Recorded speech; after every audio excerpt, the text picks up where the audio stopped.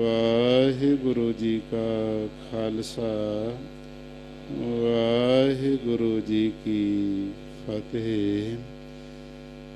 ਸੰਤ ਹੋ ਮਨ ਪਵਨੈ ਸੁਖ ਬਨਿਆ, ਕਿਛ ਜੋਗ ਪ੍ਰਾਪਤ ਗਨਿਆ।